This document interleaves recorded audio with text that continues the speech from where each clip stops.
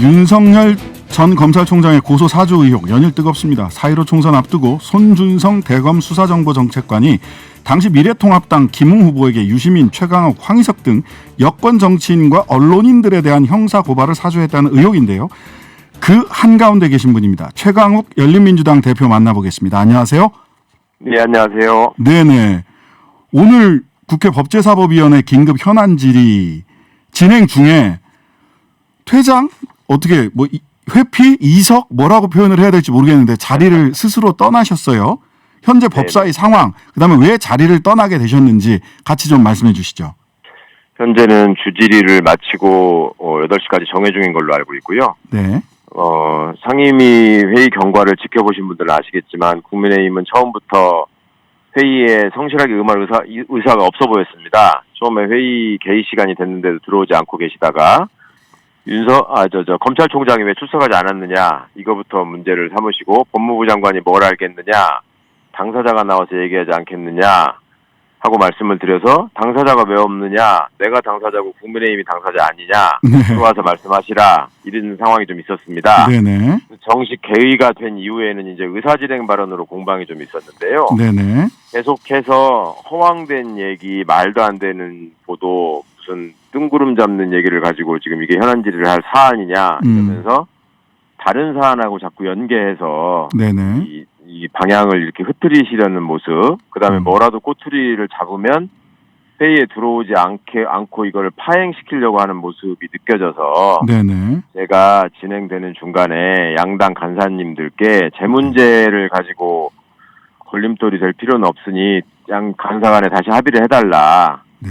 그렇게 얘기를 했고요. 네네. 근데 간사 간에 협의가 이루어지질 않았습니다. 저는 의견을 내지 않았고 어떻게 할 네. 것인지에 대해서. 네. 그런데 다시 속개가 됐는데 여전히 제가 있기 때문에 뭐가 어떻다는 식으로 말씀들을 하셔서 네. 사실은 오늘 법사위가 굉장히 중요한 회의 아닙니까? 그렇죠. 굉장히 많이 관심을 갖고 계시고 예. 그래서 제가 그분들이 회의를 파행시키는 빌미가 돼서는 안 되겠다 생각을 해서 이해관계 충돌 어쩌고 하시길래, 아니 이해관계로 따지면 그 문제를 제기한 권성동 의원은 법사위원장 시절에 강원랜드 사건으로 수사를 받고 있는 상황에서 위원장 직무를 하신 분입니다. 네, 맞습니다. 근데 그분이 저한테 당사자니까 나가줬으면 좋겠다고 말씀하시더라고요. 네. 그리고 이해관계라고 하자면 거기에 네. 지금 수사 중이거나 재판받고 있는 피고인들이 저만 있는 게 아닌데 네. 뭐 이런 이해관계의 그 범위나 이런 것들이 이런 식으로 들쑥날쑥하지만 네. 회의의 원활한 의사 진행을 위해서 제가 빠져주겠다. 네. 이렇게 하고 나왔습니다. 네. 네. 참, 그 논란의 한 가운데 계셨네요. 본인이 어쨌든 자리를 이석함으로 인해서 빌미를 주지 않겠다, 이런 말씀 네네. 주셨는데요. 사실은 제가 제일 많은 사실관계를 알고 있을 것 같다는 두려움이 좀 있으신 것 같아요. 아, 네. 오늘 그분들은 지금 정확히 모르시거든요. 그러신 것 같더라고요. 예, 오늘 네. 이렇게 뭐 9월 1일자 인터뷰만 인용을 한다든지, 그러니까 뉴스버스와 김웅 의원의 9월 1일자 이야기만 인용을 하신다든지, 9월 1일자, 2일자가 다 있는데 그럼 이 두 가지를 좀 같이 인용을 해서 질의를 하시는 게 적절하지 않았나 하는 생각은 들던데요. 그러니까 신 변호사님도 법조인이셔서 잘 아시겠지만 지금 이게 뭐라고 해명을 하기가 굉장히 궁색한 상황이잖아요. 그러니까 이거저거 떼가지고 말을 만드시는 수밖에 없는 것 같아요. 지금 그 윤석열 국민 캠프 입장이 조금 아까 나왔고요. 그 다음에 손준성 검사, 김웅 의원 각각 입장을 내기는 했습니다. 근데 그 세 가지 입장에서 해명되지 않은 부분이 정면으로 좀 말씀을 주셨으면 좋겠는데, 그게 조작이다 아니다 이렇게라도 말씀을 주셨으면 좋겠는데, 손준성 보냄 텔레그램에서 이 부분에 대해서는 세 부분 다 윤석열 캠프도 손준성 검사도 김웅 의원도 그 부분은 정면 해명이 없어요. 이게 왜 그런 건가요? 어떻게 보시나요? 아니, 그 오킴의 면도날이라는 이론이 있잖아요. 예, 오카메 면도날. 오카메 면도날. 뭔가를 복잡하게 설명하는 것보다 단순하게 보는 게 정답이다. 네, 맞습니다. 그러니까 손준성 보냄이라는 얘기가 나오고, 김웅 텔레그램 계정이 함께 공개가 됐고, 그것이 텔레그램의 로직하고 맞아떨어지고, 내용을 보거나 두 사람의 관계를 보면은 충분히 둘 사이에 그것이 오갔을 개연성이 있고, 그러면은 손준성이라는 실제 당사자가, 손준성 검사가 전직 검사인 김웅 당시 후보한테 보낸 걸로 보는 게 상식적인 것이지 그거를 손준성이라는 이름도 일부러 누군가가 조작을 하고 김웅이라는 이름도 일부러 누군가가 조작을 해서 그거를 일부러 국민의힘의 텔방에다가 올려가지고 일부러 이게 드러나게 했다는 얘기 아닙니까? 네네. 윤석열 캠프의 해명이. 네. 그게 말이 되나요? 너무 어려운 얘기 같은데. 네네네. 네. 굉장히 국민들은 단순한 질문을 하고 있는데 답변은 굉장히 그렇죠. 어렵다라는 생각이 들고요. 저희들이 지금 한 50초 정도 이야기를 하고 광고나 이런 걸 들어야 되는데 혹시 7시 때에서 한 5분 정도 더 말씀을 좀 나누실 수 있을까요? 7시부터. 저녁 시간이 제가 있어서 어떨지 모르겠는데. 아, 네네. 어려우세요? 지금 당장 끊으셔야 되나요? 네. 지금 한 30초, 한 30초 정도 뒤에 끊어야 되거든요. 그래서 7시부터 5분 정도 더 한번 이야기를 좀 나눴으면 좋겠고요. 감찰 통해서 밝혀야 될 부분과 강제 수사를 통해서 밝혀야 될 부분 등 이번 사건의 사실관계를 드러내는 데 있어서 포인트가 어딘지를 한번 7시에는 여쭤보도록 하겠습니다. 잠시 후에 다시 연결하겠습니다. 알겠습니다. 네, 감사합니다. 네, 최강욱 의원 인터뷰 계속 이어가겠습니다. 아유, 기다려주셔서 감사합니다. 네네, 고생하시네요. 네네. 감찰 통해서 지금 대검에서는 김호수 총장이 감찰을 시작했다라고 이야기를 하셨잖아요. 그래서 감찰을 통해서 확인해야 될 부분이 있고 실제로 수사를 전환해서 확인해야 될 부분이 있을 것 같은데 이번 수사, 감찰 내진 수사의 핵심이 어디다라고 보시는가요?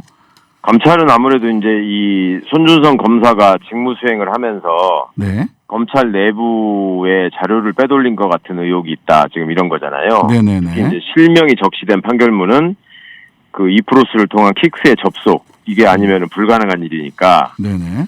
그 형사사법 시스템의 전산망에서 다운받은 가능성이 있으니 그걸 일단 확인하는 게 감찰의 핵심 부분이 되겠죠. 네네. 그리고 지금 이제 오늘 전면이 공개된 그 고발장의 내용들 이것이 어디서 작성되었는지 흔적이 발견될 수 있을까? 그리고 해당 검사가 외부인하고 연락하면서 내부 자료를 유출했을 가능성이 있을까? 이런 것들이 이제 초기 감찰 사항일 거고요. 그 관련해서 이제 그 경위나 배경이나 누구의 지시에 의해서 그렇게 한 건지 왜 그랬는지 뭐 이런 것들은 단순 감찰로만은 좀 본인들이 쉽게 털어놓지 않을 가능성이 높지 않습니까? 네, 그렇죠. 강제 수사의 필요성에 따라서 수사로 자연스럽게 전환되지 않을까. 그리고 이 수사라고 하는 것이 결국 가다 보면 단순히 이 사건뿐만 아니라 다른 사건에서는 그러면 이런 식으로 기획하고 사주하고 조작한 흔적이 없는 것인지 그것까지 밝혀져야 할 일이라고 생각합니다. 그 부분은 수사로 해야 될 일이겠죠. 네네. 조금 아까 보니까 뉴스버스가 또 고발장 전문을 공개를 했어요. 보니까 최강욱 변호사하고 주민등록번호 680324 이렇게 죄송합니다. 나이를 밝혔네요. 680324 이렇게 돼 있습니다. 근데 이거 3월 24일생이 아니시라면서요. 그게 아니고 그게 처음에 사고가 생기시는 바람에 잘못 이해하고 계시는데 네네. 정확히는 주민등록번호를 틀리게 쓴 거죠. 주민등록번호 앞자리를. 예.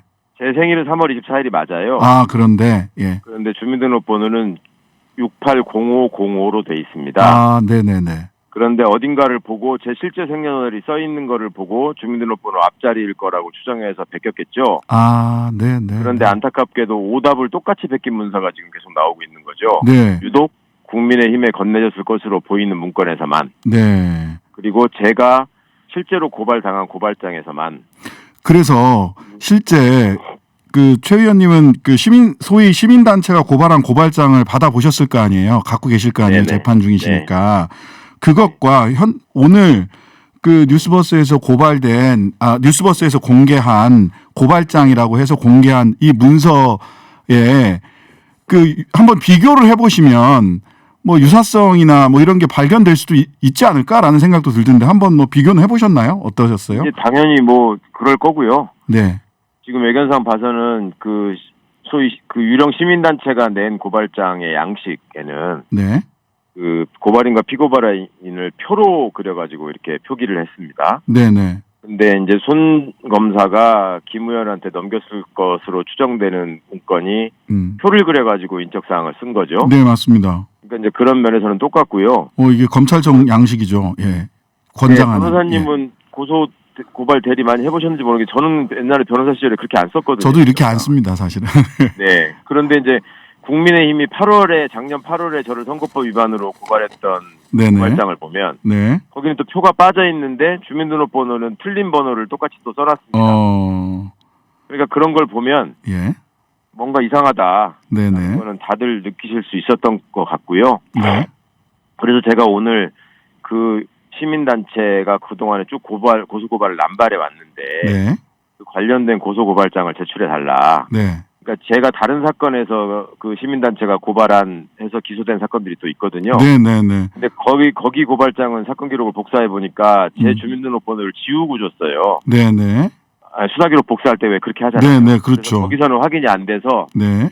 원본을 내달라고 했습니다. 뭐 네. 그런 것들을 좀 대조해 보면 의미 있는 결과가 나오지 않을까. 예, 그거 꼭 한번 대조해 보시면 좋겠다 싶은 생각이 들어서 자, 앞으로 이 문제 어떤 방향으로 정리되는 게 좋겠다라고 하는 의견 한 30초 정도로 짧게 한번 좀 정리 좀 해주시죠. 예. 고발 사주라고들 말씀하시는데 이건 명백한 선거 개입이자 선거 공작이고요. 네. 크게 봐서는 윤석열 검찰을 수괴로 한 정치 검찰이 쿠데타를 모의했던 상황들이 입증되고 있는 과정이라고 생각합니다. 네네. 여러분들께서 미세한 거 하나하나에 트집을 잡고 항변하는 사람들이 얼마나 지금 궁한지를 보시게 되면 네.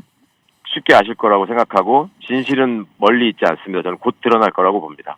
곧 드러날 거다. 예, 같이 지켜보도록 하겠습니다. 예, 감사합니다. 지금까지 최광욱 의원님이셨습니다.